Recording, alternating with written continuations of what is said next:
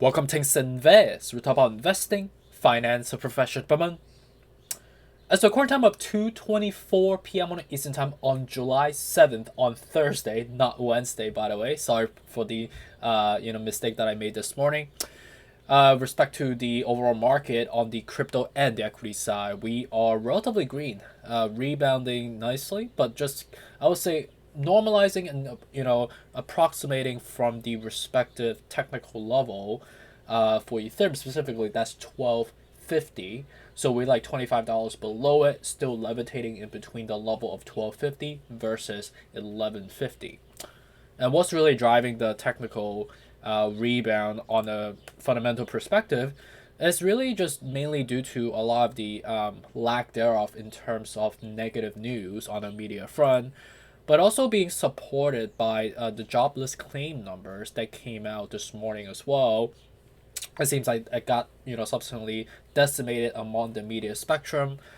Seems like the quantitative numbers, based on high level synopsis, and obviously investors digesting the numbers, is pretty much aligned with what we've been expecting. So initial filing for unemployment benefits has totaled to 235,000 for the week ending as of July 2nd, and a gain of 4,000 from the previous period. Okay. So that's the first piece of the information. And with respect to the the U.S. Goods and services, there seems to be obviously an imbalance from the supply and demand shortage that we've had, but it has declined incrementally, but it's still a like relatively sizable number.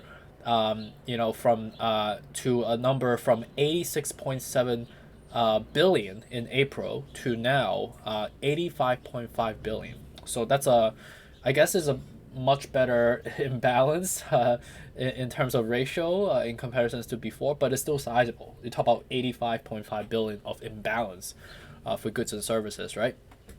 In addition to that, another report that's also being released by the Labor Department indicates that companies have announced a total of 32,517 employees or former employees layoffs in June, which is a 57% jump from a month ago, and the highest since February 2021.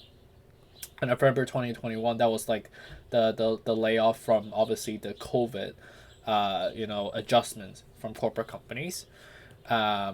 So seems like the numbers are aligned, and some selective numbers are actually progressing, driving the I guess normalization. I wouldn't really call this a rebound yet, across the spectrum.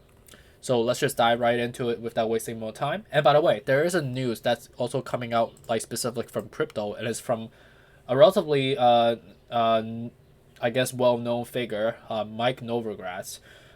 He basically talked in the previous conference on CNBC, saying that most of the crypto carnage is done, but price could be stuck here for a while. I don't know how familiar he is with technical analysis, but we can obviously confirm and double check for ourselves. So let's just dive right into it. So with respect to recording time of 2:27 p.m. on the Eastern Time on July 7th, on Thursday, by the way. Ethereum at 1229 right now, up close to 4% so far. And you can see clearly on the technical spectrum, we are approximating, try to get up to the next level of 1250, right? But you can see that clearly we're kind of struggling, right? And it's normal why we're struggling, because of the fact that we are basically still in between levels, and the MACD has been dragged up for quite some time now.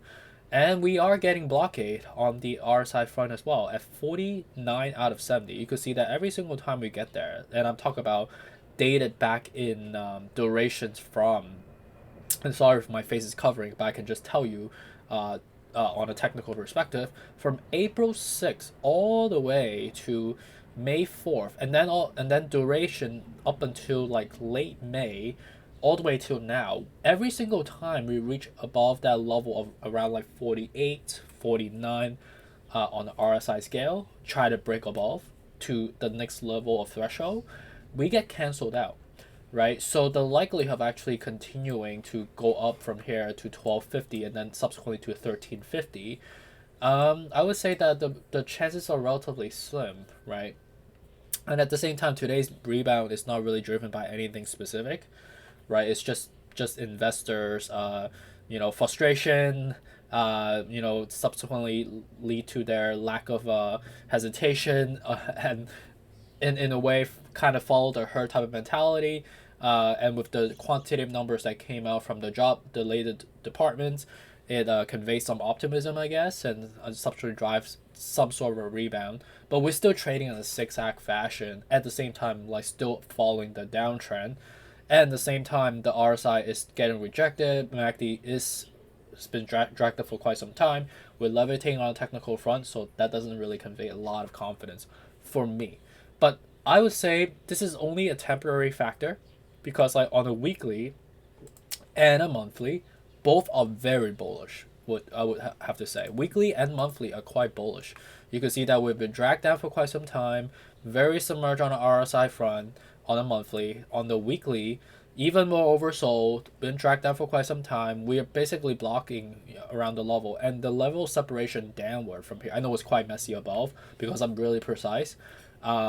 It's quite bullish on the weekly and monthly. So what that means is that as we get over the hump, and we technically will have about 2 months, well, not 2 months, like a month and a half of separation all the way until September, because there's no FOMC meeting in August, right? It's summertime, so I guess the Fed is taking off.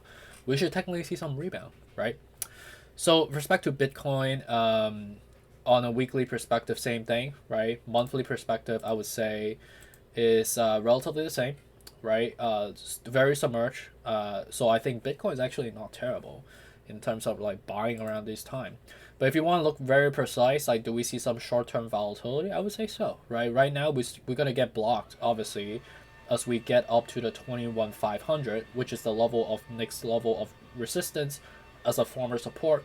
At the same time, we are dragged up for quite some time on the MACD front, and at the same time, 45 out of 70 has always been a relatively sizable resistance level that blocks on a technical front. So that doesn't convey a lot of confidence, right?